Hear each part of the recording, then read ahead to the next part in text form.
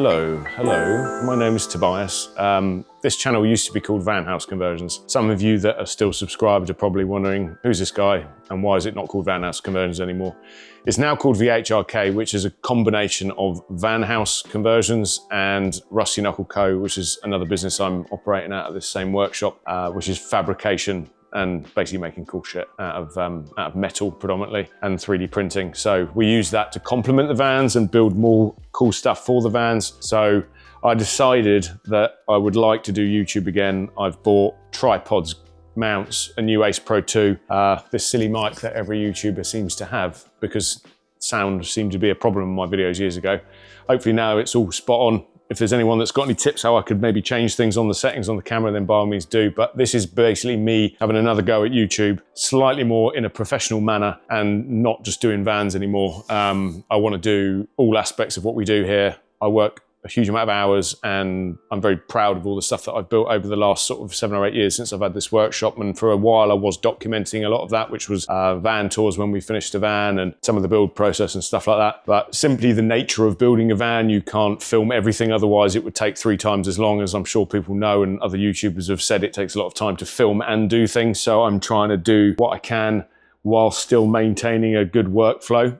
And also I've got a huge passion for cars, and I've got a bit of a collection of stupid cars and parts and plans of things I want to do with those cars, which I'm hoping other people will want to see as well. So there should be enough of a stockpile of random stuff for me to show you that should be interesting, that I can post every week and hopefully eventually become twice a week when I'm a bit more comfortable and familiar with the new camera setup I've got and how it all works in this workshop and where I can put GoPro mounts and maybe do some time lapses and stuff like that. So this video is basically just a reintroduction as, you know, a van builder that some of you may have seen videos of and perhaps don't recognize me because I've got a beard and long hair now. That's how long it's been. If you're here looking at this video, I hope you'll come back and look at more of them. Comment, like, subscribe, share, all of that stuff. I spend all of my free time looking at other people build cool shit. And I'm always thinking to myself, God, I build cool shit as well. There's got to be people that want to see it. So I'm going to do my best to try and share that with you. If it's not of interest, I'm sorry. There's lots of other channels that just do van conversion and van tours and, you know, all that kind of stuff. But we do what we do very well. And I try not to look at everyone else. And I just try and focus on building stuff that I think is cool and doing the best for our clientele on the van side of things. But also most of my free time, when I have any, is generally driving or fiddling around my cars. I've got a lovely girlfriend and 2 beautiful dogs that, you know, may pop up on the channel as well. So hopefully this will be just a view into my life, my work life, my passion, cool shit that we build, and hopefully it will grow into something a bit more substantial over time. Yeah, hopefully some of you will stick around that were into the channel when it was just vans, and hopefully new people that come here because I've got some cars that might be of interest and like seeing metal fabrication and 3D printing and all sorts of stuff. So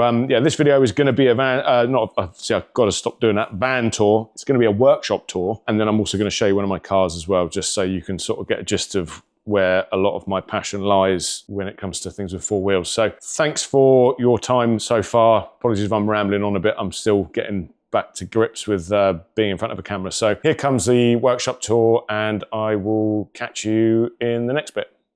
So if anyone has seen the first video on this channel, you will probably notice that this is exactly the same site, but it does not look the same anymore because we've basically, about 2 years ago, completely ripped down everything that was here, apart from the actual block work of the building, and starting all over again. So I single-handedly built all of this in 3 months, and it's basically meant that we've now got somewhere really, really cool to build what we do and make it as enjoyable and functional as possible given the space.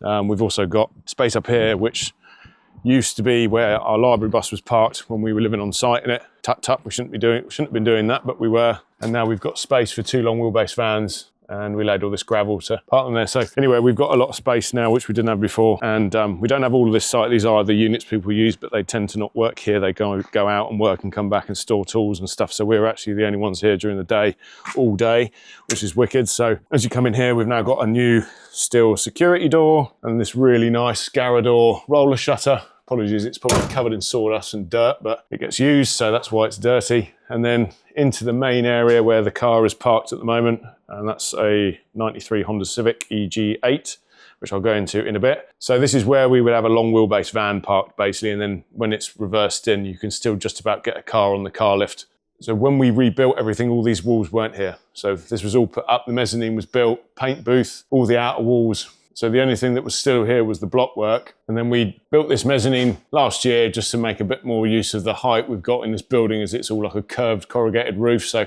we've got loads of storage up there, loads of car parts, massive wasted space. So we've decided to do that. A friend of mine helped me with a lot of it. Otherwise, I did it on my own, predominantly building all the timber work anyway. I've got a really good friend that did all the wiring in this workshop for us for absolutely nothing apart from us buying materials. So I'm very lucky that I had a friend that's an electrician that was willing to do that for me. So shout out to Luke for doing that. We are still forever in your debt for the time you spent doing that. So this is a paint booth that I actually painted a Subaru that I own, which I'll definitely show you at some point, but it's currently broken, as no surprise there with the Subaru. It's not the engine though, it's just the differential is broke.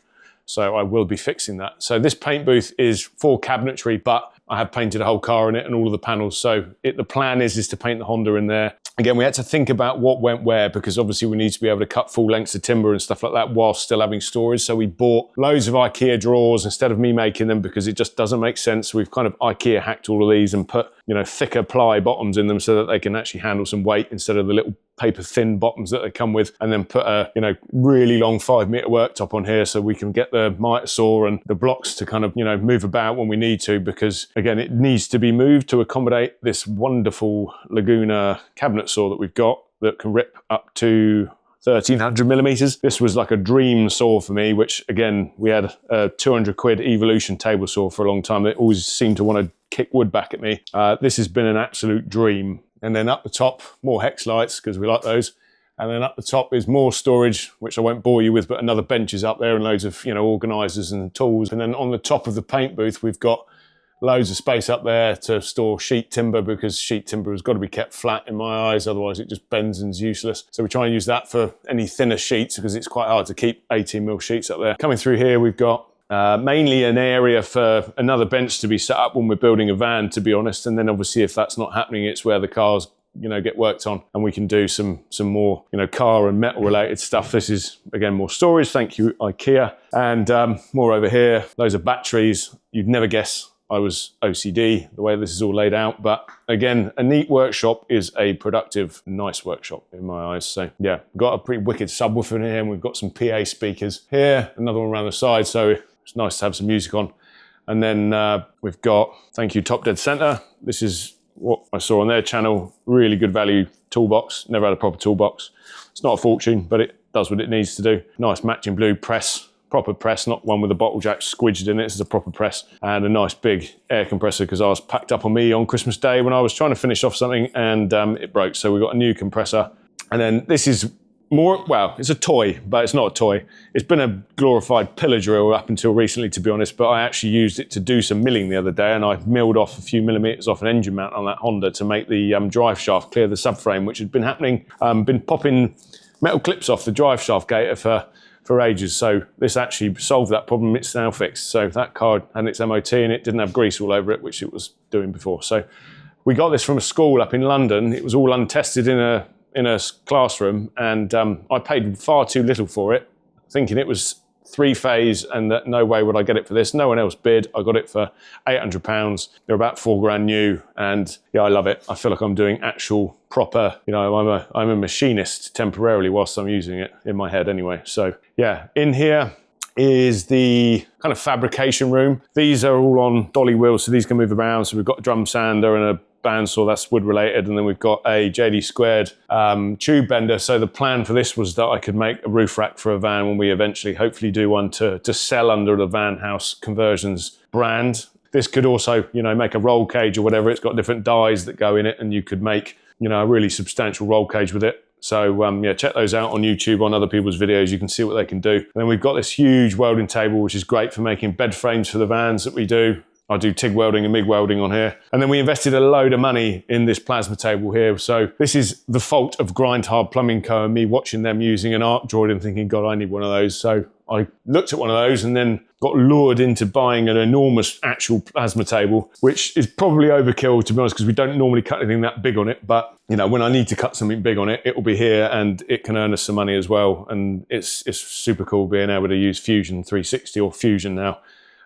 which also works in conjunction with the laser we've got, I'll show you, and the Bamboo Labs 3D printer. So we've got this computer here hooked up with a dual monitor setup. One's connected to the mini PC that runs the plasma table on Windows, and then we've got an actual like Asus, gaming laptop basically that's running the more kind of demanding software. So essentially I can send files to this and I can send files to these from that computer with the cables running around on the wall.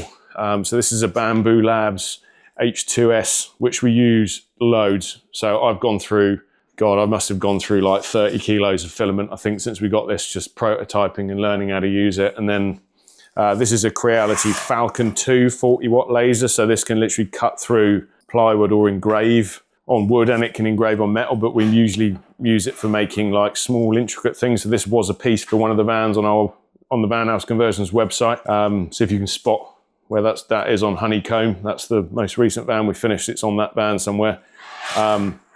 Super cool bit of kit. Yeah, we've also got bandsaw. We've got a little baby pillar drill, which is the one we used before. A nice Waco, little small lathe. But again, when I'm pretending to be a machinist, we can actually use this to make little aluminium spacers and washers and stuff like that, and it has actually come in really handy. So I'm still learning how to use that because I've got no one to show me. I can just teach myself and make mistakes and break stuff. So yeah, it's a cool bit of kit. And then a really nice big linisher here. Use that all the time for just annihilating metal and making things rounded and nice. We've got a Clark MIG welder down there, and then we've got a really nice Jasic TIG 200 TIG welder there with a super long torch cable on it, so I can drag that around all over the place. This is a subframe for an IS-200 that is basically my biggest project. That isn't, a car I've got at the moment, but I've got another whole car's worth of parts to kind of swap onto it, basically, which I'm going to get onto what is under this plastic. So some people might think I'm crazy, but I probably am crazy, but this is the dream engine, and it's cost me way too much money. It went way over budget. The company that built it, I think, went a bit overboard with what they thought I could afford, but we made it happen to some extent in the end. It's probably gonna have to sit here for a while now until we can actually put it in the car, because there's a lot of money involved with getting all the other parts ready.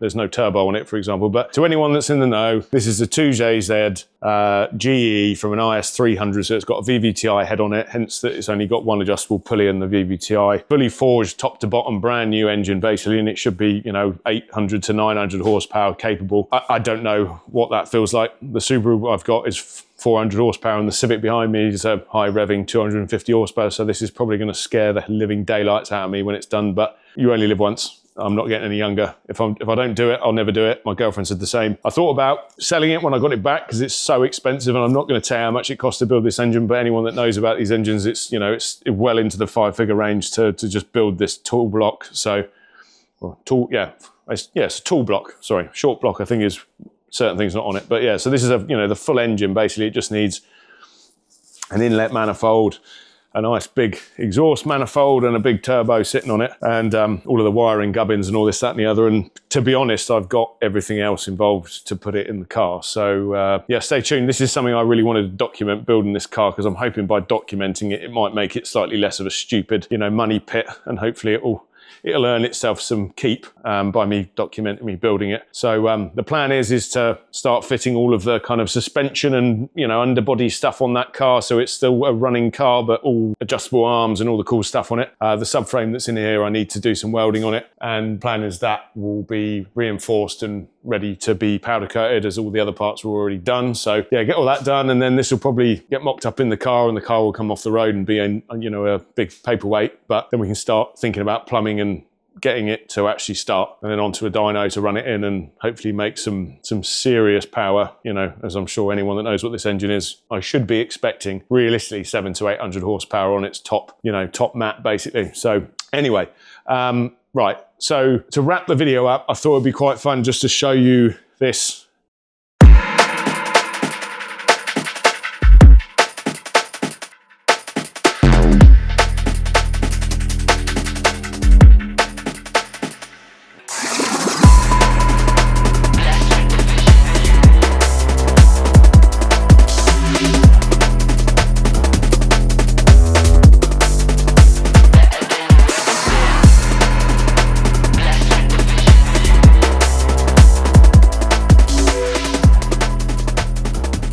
To me, this is a really special thing. I had one of these when I was 18 or 19. I got a loan to buy it. I had an EG9. I blew the engine up. I put an Integra Type R engine in it when my grandmother died and left me £3,000, and I decided it was a good idea to buy a 60,000 mile B18 C6, put it in, and it was just the best thing ever. It sounded insane. It sounded like a motorbike, and I just thought it was the fastest car on the planet, when obviously it wasn't. But as time's gone on, and from what I see on the internet, you know, people have realized it's not just about how fast stuff is, and it's the experience. So I was dying to get another one of these for probably about 10 years. And then this one came up, hadn't been on the road for 8 years. It was owned by a company called JDM Regiment, and it was probably their engine swap bitch, I think. Basically, it probably had B series, H series, K series, turbo, supercharged in it, God knows. But when I got it, it had a K20 in it. It hadn't been on the road for ages. All sorts of weird stuff wrong with it, but overall, pretty solid shell.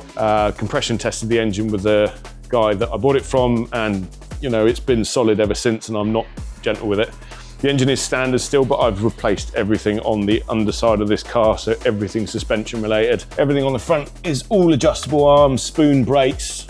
These are DC2 pre-96 4x100 wheels. Anyone who knows this car will recognise these stickers because they were on it when I got it, and I think I don't want to take them off to paint it, but they're probably going to have to come off to paint it, but I'll try and put them back on again because it's part of the character of the car. These canards, love them or hate them, I think they look wicked. This splitter is all chassis mounted, so I made this out of wood first, and then I cut it out with a plunge saw out of aluminium and had it all powder coated. So this is attached to the chassis.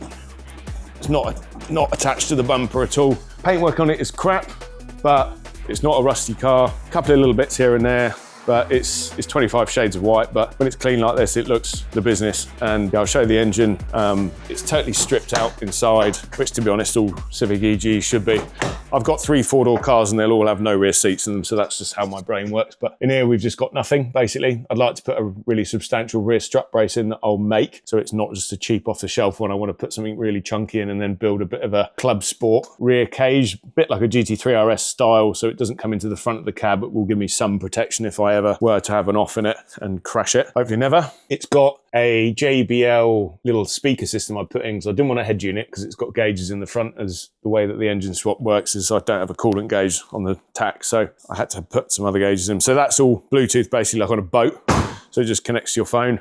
And then we've got NRG, quick release, steering wheel. I bought these seats new. I'm totally insane, but I wanted them and I had to have them. They're Recaro pole positions. Anyone that knows about seats knows these are the daddy, basically. And they look amazing in red on a white car, I think. So it's just yeah, it was the dream setup. And no hybrid racing shifter as of yet. I don't know if I want one. I've heard mixed things. It already drives amazing with the shifter that's in it. So I think I'll keep that as it is, but let me show you the most important bit probably to most people. This is a K20 A2 from an EP3 Type R. If anyone knows about these Civics, this is, you know, probably just over a ton in a stripped out 4-door with one of these engines in it is just a blast. And as much as I've got a 400 horsepower Subaru, which is another experience in itself, this is just electric when you're driving it. And I love it. And it tickled every itch I'd been missing for 10 years. Makes me feel like a kid again driving it. I think most people think I'm a kid when they see me driving it because it sounds silly, because it's so high revving and leery. People, you know, seem to look at this in a very disapproving manner around here compared to the Subaru, even though the Subaru is probably louder. This is just a bit of a hooligan.